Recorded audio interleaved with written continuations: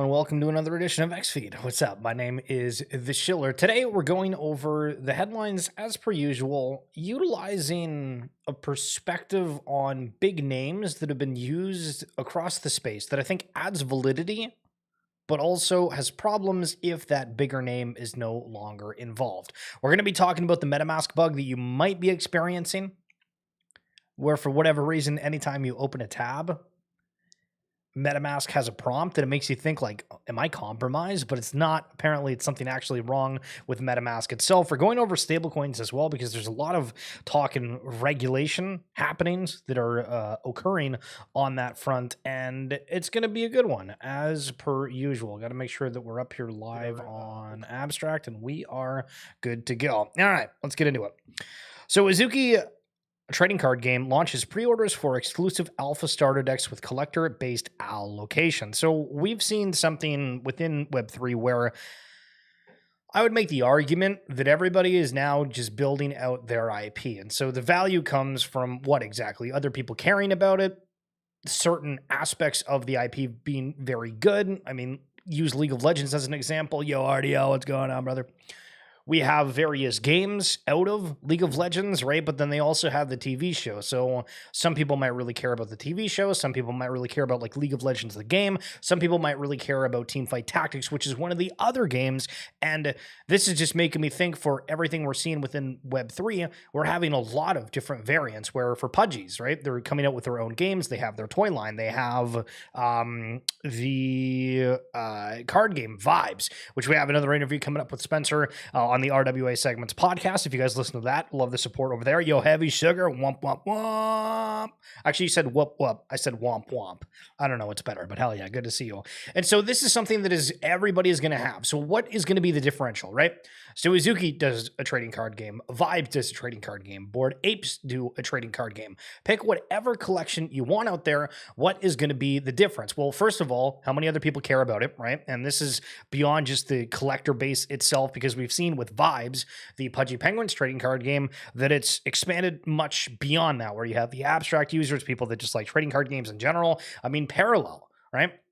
They are now having their AI game starting with Wayfinder and Colony, but they have their trading card game. And so everybody's just building out various experiences from it, and curious what exactly is going to be the differentiating factor.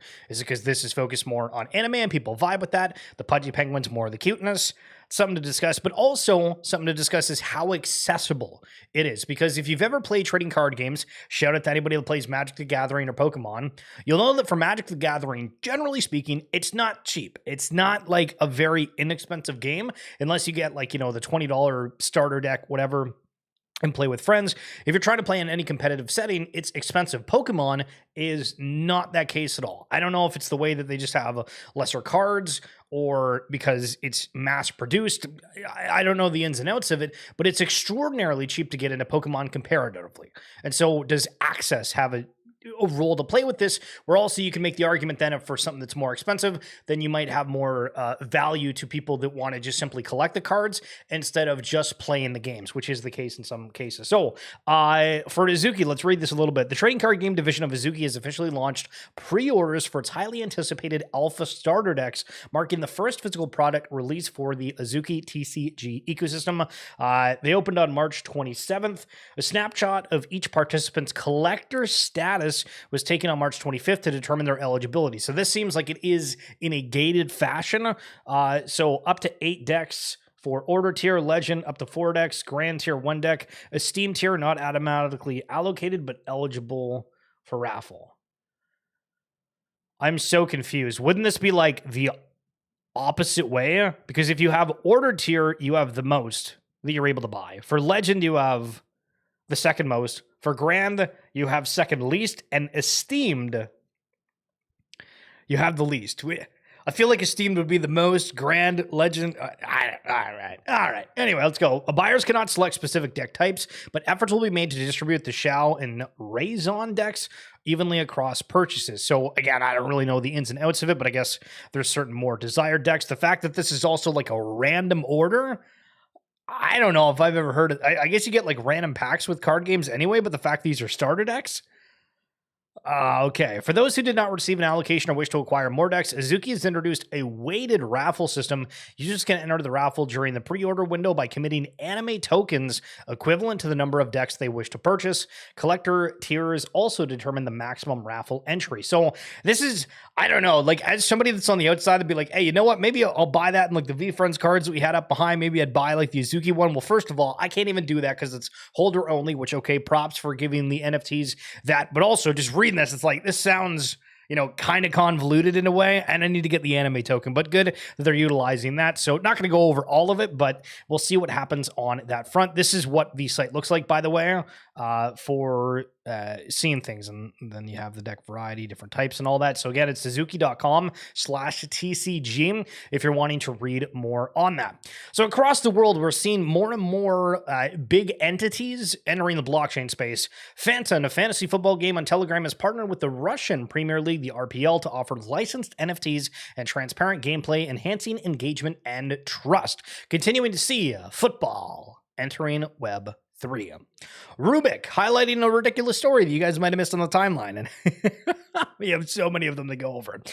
60 to 70,000 airdrop recipients are mad that when they dumped all at once, the token went next to zero. Make it make sense. Stop catering to airdrop farmers, or this is going to continue to happen over and over again. So we've had a weird time within Web3 where I actually can't remember a time when people are just randomly allocated tokens for like doing nothing. Pudgy Penguins, they had a whole bunch of wallets. If you had like an older Ethereum or Solana wallet, you just got an allocation of Pengu token. For the Kaido, as long as you tweeted, you got free tokens if you signed up and like had decent enough tweets. There's a ton of other examples out there of just basically not having to do anything but getting a free airdrop, which causes a little bit of a spiral out there. So Immortal Rising 2, which is a blockchain game, literally wrote a friggin' letter because of the backlash. A message from the founder, not a pump, but a promise. That's just so strange. Maybe they need to deal with like PR issues. Every collection's got various people that are negative about them on socials, but I guess for this specific token event, it didn't go that well. So going to look at it itself, I mean, the market cap is like 1.6 mil, which is like basically nothing. Fully diluted, under 10. 7 days, it was above 2 cents. Now it's below a cent. I mean, I don't even know what you say. We already give a bunch of free money to people and they take the cash in a bear market. Who would have thunk it? Well, so that's really the question. And good to see you, Mr. Super Bull. But that's the question. Is it now a time where you just delay things, even if you have certain backlash, even if that results in people dumping NFTs, if there's some kind of token allocation to it? I think we have, I would argue that like the biggest problem right now within Web3, and maybe this is a weird take, but I think we're still super siloed, right? If you're into abstract, you're into abstract. If you're into Solana, you're into Solana. And I'm saying this like exclusively, right? If you talk to somebody who's in the Ronin network and playing the games there, they're exclusively in Ronin. If you find people that are on Immutable X, the likelihood of them being exclusive on IMX is probably 90% or higher. And I don't have stats to back this up, but I have friends that I've seen across socials, across Discord, across everything. And it's people are where they're comfortable. And I don't think it's going to really expand beyond that until we're at a point where we do have these interoperability. There's a reason to jump through these different games if that's the case. Because also, for myself, like I play League of Legends. I don't go out there and play like 5 to 6 other games. But in Web3, you have so many different games and options that you could go to, and people are tribal. That's a fair point as well, where you're comfortable with where you're at. So yeah, getting the free airdrops, that's a question we have to kind of ponder. And seeing what happened with the guns airdrop, it's down like another 20 or 30% for off the grid. And that was one of the most hyped up ones going to it. And there's a billion tweets about it. But Sam Altman from OpenAI is saying, y'all are not ready for V2 images. Timeline is going to be crazy when that happens. But as I mentioned yesterday, whatever you see in the timeline, 90% of it's going to be AI now and Angel Baby. You can just... So let me put this in a different perspective, right? So let's say you go out there and you try to create this image of like getting the doll done. You have the packaging, and this is simply for some kind of like social media engagement post.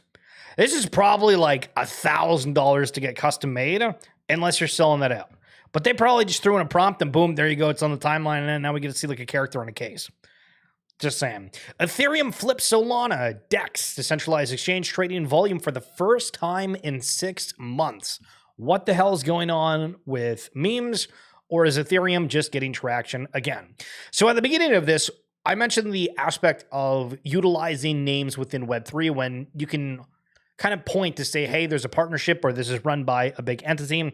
And this got brought up on the timeline where in quotes it said Sugartown is a rug. And this goes on to explain how that's not the case. But one of the big components of it was that Zynga was the studio behind all of it. And then Zynga decided, hey, we don't really want to be a part of it, but it is a huge, huge, huge mobile gaming studio.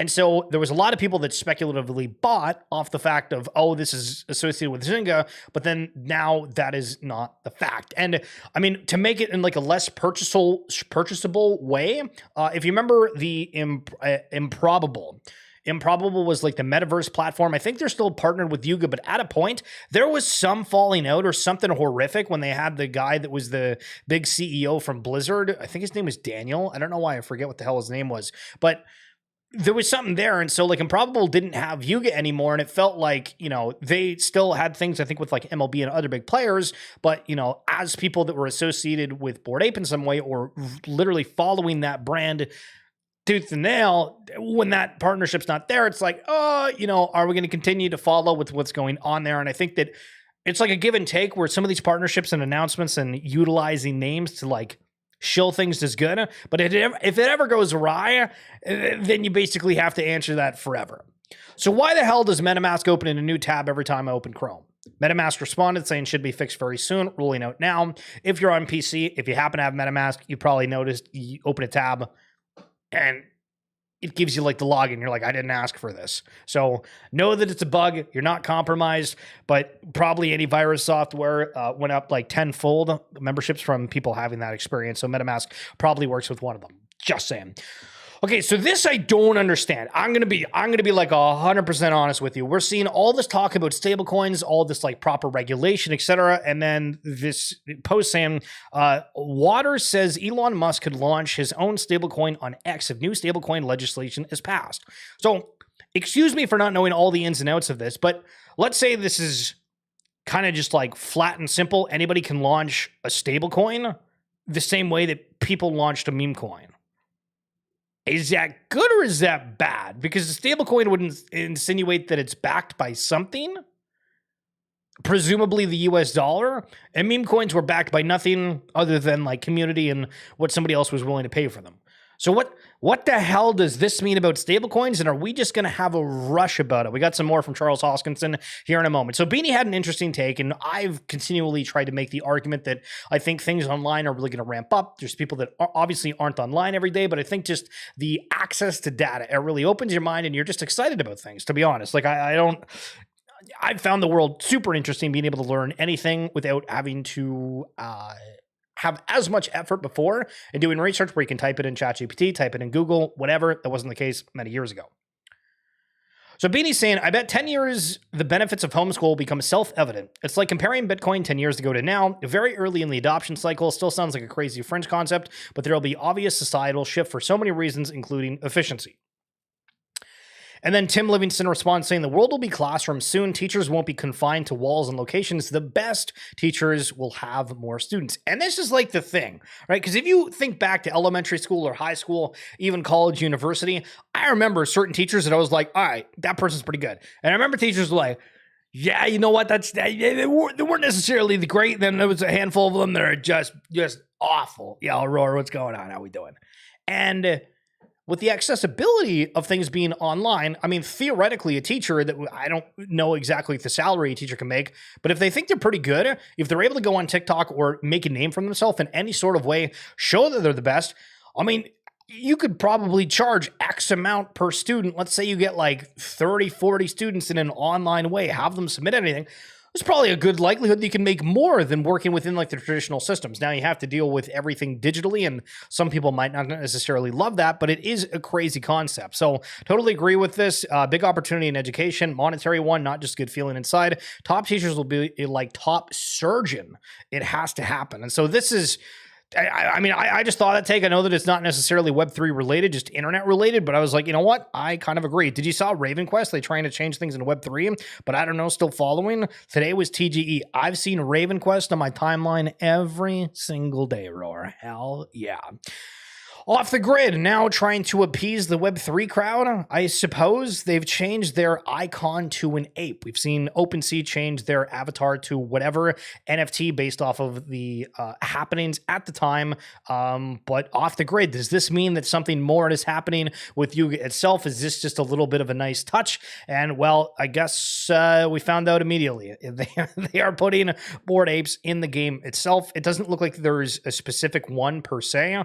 It's just some of the 3D modeled ones after BAYC. So these different games, again, are people going to want to pay for a character that represents something that they're a part of, or do they only want their one of one if they happen to hold a Bored Ape? Now, that doesn't count when you think of like the fact that there's probably 1 million players with on this and there's only 10,000 Bored Apes. So 1 million people couldn't have that one of one. But what does this mean? Do people think that it's cool? We'll wait and see. Didn't even see the GameCube games are only Switch 2. So if you haven't seen, Nintendo made a big announcement that the Switch 2, the video game console, is coming out. And Shake and Bake says, so even if you pay for their service to play them, you can't actually unless you buy the new console and emulate and pay monthly to 20-year-old games. So we've had a lot of talk about video games recently, and the Switch is a newer console, but what they're insinuating is that they're having these like retro games, essentially, you're able to play for by paying a monthly fee, but you can only do it if you buy the new console that's upwards of like $500. So it's funny when you watch all these gamers have problems with various costs and you say $20 for a video game skin is too much, $20 a month for the Switch 2 GameCube access is too much with the fact that you have to buy the $500 Switch every year. But then we have a lot of games within Web3 that charge an arm and a leg for a game that's not out yet, speculatively going to be important, speculatively going to be this and that, and it's just, none of it makes sense. None of it makes sense. Yo, Trump just rugged the DOW. Yo, what the hell is the DOW? Am I a fish? I was looking at the markets a minute ago. I thought everything was absolutely mooning. Is that not the case? Okay, we're absolutely dying. What the hell happened? It went like straight up and now it's going straight down. The Dow Jones, the futures have tanked. Oh, okay. My bad. Sorry. I thought that was like an NFT reference. My bad, brother. But like, look at this. Like, so we saw so it was announced that like there was like a 10% on everything. I like the tariff thing, and it went straight up and then it went straight down. So yeah, we'll see. We'll probably be in for a little bit of a topsy-turvy ride, brother. NFTs were projected to hit 80 billion plus market cap by 2025. Today's NFT market cap is 3.7 billion. So I'm not terrible at math, or I'm not great at math or anything, but like that's a friggin' wide mess. Holy smokes. And CryptoPunks alone make up 25% of it. So what went wrong? Let's have a discussion around that. So what went wrong with NFTs, do you think, where we weren't able to hit the 80 billion market cap? Well, first of all, there was way too many that got created with basically no sustenance. That's a word, right? Sustenance? If not, we're going to coin that. It's like substance, but it's slang. Unless that's a bad word, then pretend I never said that. I think that we've not really gotten big adoption on the real world asset front, where you've had assets traded through auction houses like Sotheby's and Christie's. But it kind of feels like a fad. Like it wasn't the things that were selling on there. Big components. I mean, the SBF Bored Ape sale, if you remember that, there was like 100 Bored Apes at Christie's that SBF or FTX purchased, and that came out. And that was like the peak of things. And that's kind of interesting. But I think when you actually look at collectibles as a whole, none of it's really massively brought on chain. Different platforms are starting to do that, but it feels like more this year it's kind of gotten in the spotlight, where in years previous that's not been the case. So when you have a lot of assets that kind of don't really have any backing except for teams that are working to build out these games and experiences that charged arguably at way overpriced rates, but were able to raise X amount of money, And then people flip-flopping and being so emotionally charged from certain things of seeing certain ecosystems or seeing certain coins fly where, it's not just NFTs and a small incumbent, it's a billion NFTs and then it's a billion different tokens and then it's what else we're going to do. Real life funds, obviously in 2025, the market's kind of having tanked. And I mean, even if we go back to like how the markets looked on January 1st of this year, I don't think that this like 3.7 bill is still anywhere close to 80 bill plus. I don't think it's anywhere close. Off the Grid with Bored Ape collab is really good. It's the path all this useless brand should follow and add their NFTs to games. I guess it will happen more often. And so that's one of the reasons I'm following like the Altered State 3D generator, because you can take like whatever profile picture, throw it in this generator. It'll create like an avatar that can be like a 3D avatar that can be used in any of the games that like accept it. And then boom, you're done. And so that's going to revive certain things. But then it goes back to the community, who's going to care about certain assets if everybody can create anything they want. And hell, you might even be able to create something that you like more than whatever you purchase from somebody else that's a part of these collections. But do you care about the collections? Do you want to show off?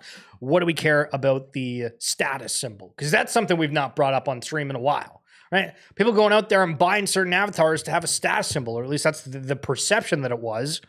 But for Bored Ape crowns, get on for a total of $156,000. Holy smokes, somebody's going out there. So speaking of Bored Ape, Super Plastic is running a stupid sale, 79% off all vinyls. This isn't April Fool's. So Super Plastic was one of the big brands that Bored Apes worked with, and they've done various merch drops, and they, at a point, I guess we could still say that it's still there, but the idea around Bored Apes is that these are exclusive items. They're more expensive. It's supposed to give off the perceived high value notion. And so these vinyl figures, they were selling for $222 American pop, and people wanted to buy full sets of things. And now they're 79% off. So does that not just completely kill the value proposition when they have such a sale?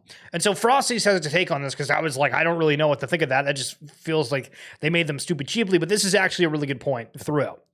3 problems with the fire sales. Everyone thought it was limited 2 years back. So that's going back to the original argument today about the brands saying, hey, we're a part of this thing, and then them no longer being so and adding that value, saying something's limited, but then able to turn that back. I think whenever we have a time, because I mean, even so, NBA Top Shot, even though they weren't supposed to have anything that was able to be made unlimited edition, right? There was the limited edition promo, was a Boston Celtics moment. I think it was Jason Tatum or something. And then they added more to it. Huge outrage, obviously lost like a day or two and then gone. But it is a problem when they say it's limited and then that's not the case. But it seems like it's not just that, where there's a lot of other things within Web3 where there's a concern of, well, this isn't necessarily limited. The other deeds with other side, there's still apparently supposed to be like 100,000 of them to be released. Except we know that, right? Like that's transparent, but we don't really know when. And so there's all these questions about certain things that are kind of Tariffs are a stupid argument. Your products weren't cheap either, so no one would want them to be afraid of a bit more. So no one who wanted them would be afraid of a bit more. Oh, I get it. So they're just saying like people would want this anyway, so it doesn't really matter based on things being more. But the final point here, shipping costs are outrageously high, and that's probably how they make their money. Yeah. So I mean, like shipping. Don't try to ship anything anywhere right now. It's absolutely brutal. I can answer that. Then this brands. Let's go. Of their greed and partner with brands paying some, giving out some money for getting vacations in Dubai, and add everyone wants to win. So if money flows, we get in, we community. If like this, if brands pay for collabs with good games and IPs, it's a win-win. That's how it should work already. Well, I mean, so we've highlighted a lot where in the MLB, they have this like One Piece, which is an anime TV series. And I didn't bring up any tweets because I didn't want to bring it up, but here we are bringing it up, so I should have. But like the official MLB account is bringing up the players are wearing this, and I think it's just Jazz Chisholm. It might be more than him, but it's like, why is this relevant? It's like, well, it's just trying to engage a different audience, and there's a lot of people following certain things out there. You being one of them, right? No matter what you're into. You might not realize it, but hey, if they collab with a certain thing, then you'd be all over it. Yo, Heavy Sugar. Did they say they were limited or did we just think they were limited? I like the gray one. Yo, hell yeah. I don't know. That's a great question. I think that it was said that it was limited because I don't think I've seen them on sale. And I think one or two of those were actually like very exclusive to only if you owned a Bored Ape specifically, or if you only owned a Mutant Ape specifically. I could be wrong on that, but my recollection is kind of ringing the bell of I think this is the case. Minecraft fans should stick to the game and moviegoers should spend their money elsewhere. A Minecraft movie is the worst film of 2025 so far. I don't know if these are all just clickbait headlines, because we had the whole negativity around Snow White, and now we have this. And so I guess my question with bringing this up is, do we have a problem that content isn't as good in 2025? Or a movie's dead? I mean, when was the last time a big movie was exciting that you wanted to go and see? How are things changing? Do we want a better, more immersive experience with these movies where it's not just going and sitting down in a theater? Are theaters charging too much? Is it too expensive to go out and do these things? Do we have too many other distractions? Because I was thinking the other day, right? Not to go on a tangent or anything, but I was like, all right, if I'm trying to think of everything that I'm sort of interested in seeing, right? So I've gotten really into Major League Baseball the past little bit, trying to watch a little bit of the Dodgers because they're like the top team, Yankees, Blue Jays because they're local Canadian, right? And then, okay, I have the NBA League Pass as well. I think LaMelo Ball is great. Sometimes he's injured. Fun watching those games. You can watch the Lakers now with Luka. And like those two things alone, there is games literally all the time. And then you watch some junior hockey. Those games are going on weekends or, every second night. And then you have League of Legends, whether it be an individual streamer, whether it be EMA Masters, whether it be the Worlds Tournament when that comes up. But you have the Korean scene where I could get up at 4 a.m. and watch Faker and the gang play in the middle of the night. I could go to the gym. I could spend some time online talking with friends, coming up with tweets, doing general work, doing the streams. Right. And that's probably like half of the things that I can, like, not even half of the things that I could come up with that I find somewhat interesting. Right. So we have so many distractions in the world right now that, like, I'm hella bullish on everything like Web3 related for sure. But finding these users, finding people that are going to make time out of their day. And like, I don't have a kid. I don't know how anybody has a kid. There's any of this stuff. I have no idea. It's just weird. I don't know. I've been thinking about that a lot lately about like just we're so distracted in this world that you have to make time for things that you love. And the good thing is, like, you've seen everybody that's wildly addicted to things in Web3. So, I mean, we kind of have that like covered because they feel like it's the future. There's a lot of exciting things going on. It's probably more entertaining than a lot of the other facets for sure. But geez, man. Movies today is just making something already done over and over again. There's no creativity or something. Well, that's another point too, is that everybody kind of regurgitates certain IP. And one of my theses earlier on within Web3 was, these are new IPs that are coming through Web3, right? Like you use the Doodles, the Bored Ape Yacht Club, use whatever collection, like Cool Cats. And they can create shows. They can do these things where it's a new IP and it's also sort of like tested out where you've sold these images and characters and said, hey, we're going to kind of do these certain things with it. And you have an audience immediately. Like, think of how hard it is that if you right now said, I'm going to create a world and I am going to try to create a show out of it. Do you know how hard it is to go from that step to like actually getting anybody to watch it that's not immediately friends or family? And why would anybody want to invest in certain things unless they know or have some kind of inclination this could be somewhat of a success, or there's some kind of community they're willing and ready to consume it? Yeah, you're 100% right. That's life, or how people say in Web3, it is what it is. So Nate Alex, in 2021, I spent $600,000. $600,000 on this, and the highest offer is now 0.127 WETH. I wish this was an April Fool's joke. So this goes back to the status conversation where Nate Alex was somebody who bought a ton of like top tier NFTs and really made a name for himself.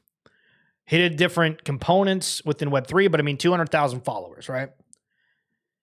And maybe there was no inclination of buying these things for status, and they genuinely thought that buying this for $600,000 was the correct play because somebody would pay more for it at a time. These are historical artifacts. And then it goes back to, well, it kind of only matters if there's still a community that's a part of it. Or if there's one person that really loves it. If you like something, it doesn't matter what anybody else thinks of. But if you spend a ton of money thinking that other people are going to want it, then that is all you care about. Making sure that community still likes it.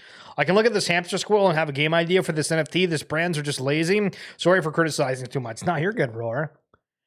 But I mean, CryptoKitties was a team that was one of the first movers in that. Now, they haven't necessarily been able to keep the spotlight, but at a point similar to NBA Top Shot, it was all the NFT world was talking about. X2Y2, the Ethereum marketplace that's shutting down. Your wallet might be at risk. This is actually a really good post, so listen up if you're here. If you've used the X2Y2 to list or sell NFTs on their marketplace, you likely have active contract approvals. This poses a security risk beyond just their shutdown. Please use Revoke Cash to revoke any X2Y2 contract approvals. Warning, if you don't revoke these approvals and accidentally visiting a phishing site, scammers can use either gas or gasless transaction to steal your NFTs. So again, if you've not used X2Y2 or given permissions, this isn't relevant, but if for whatever reason you've used it to transfer NFTs, list things back in the day, again, they did have a token, so you might not have the recollection, but I'm pretty sure they had kind of a similar thing where everybody got like an airdrop if you did a certain amount on ETH, and then if you listed stuff, was a part of it, you get the token, so triple check. If you don't know what Revoke.cash is, this is like a public goods.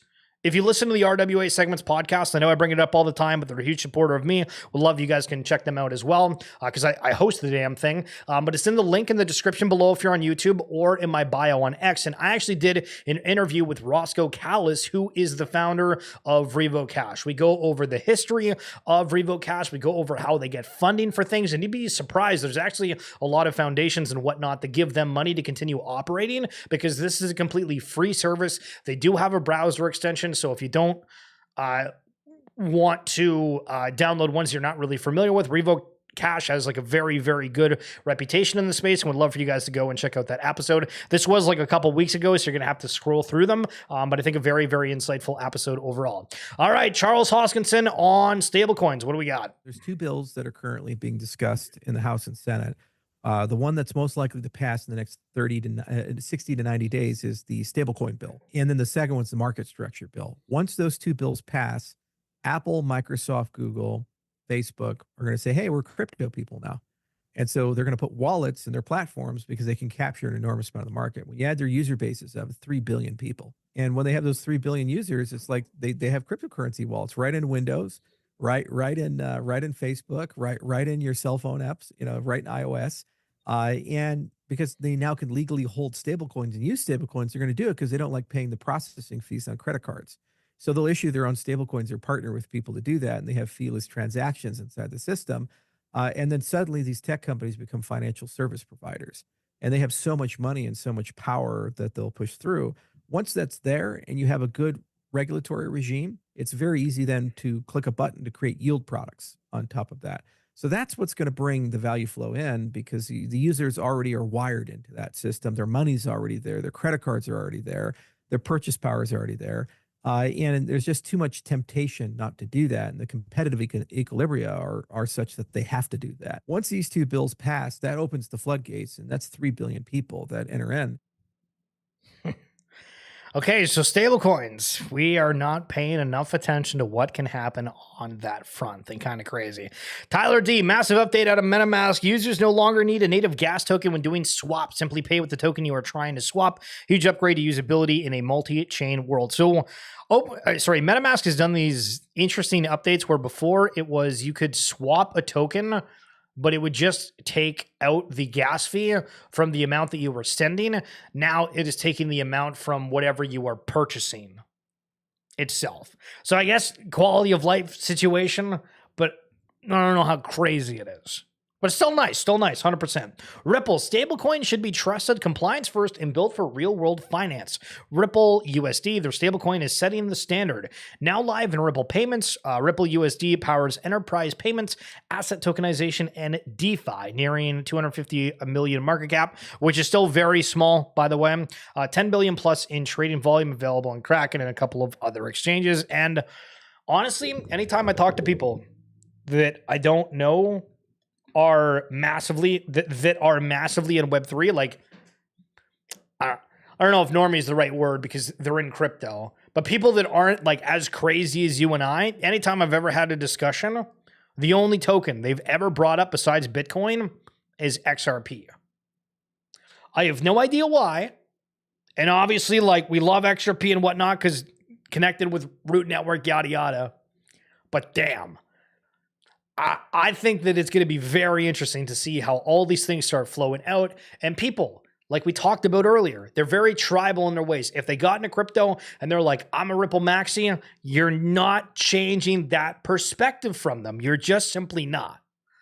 Roar's all about Raven Quest. Are we going to get Roar off Raven Quest? It might take a little bit, but he's going to love Raven Quest the way that it is. You know what I mean? And so watching all this stuff, you kind of have to follow the crowd, see what's going on, see all the shenanigans and everything else under the sun. But that's going to be it for this edition. Not too soon, hell yeah, of XFeed. Thank you so much for coming through. We'll be back tomorrow as per usual, and tomorrow is Thursday, and then it falls by Friday. Yay. So love to see it. RDL, Heavy Sugar, Roar, Crypto, Doozy. Roar, it's always coming through. Legend. Corwin, appreciate you coming through as well. Super Bowl and RDL here early. Don't know if you're here late, but appreciate you. Hope you're having a good day. I'm pirating in there, having fun, and might get some tokens. It's been nice. Love to see it. Keep on pirating. I'll see you guys tomorrow. Peace.